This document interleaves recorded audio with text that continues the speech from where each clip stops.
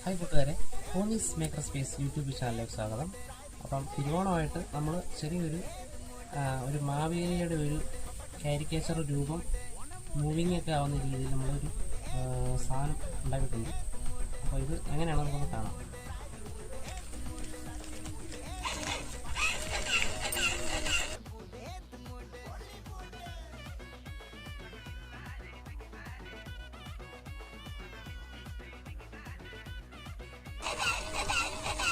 ഞങ്ങളൊരു 2-3 ദിവസത്തെ പരിപാടിയാണ് ഇതിൻ്റെ പിന്നിലുള്ളത്.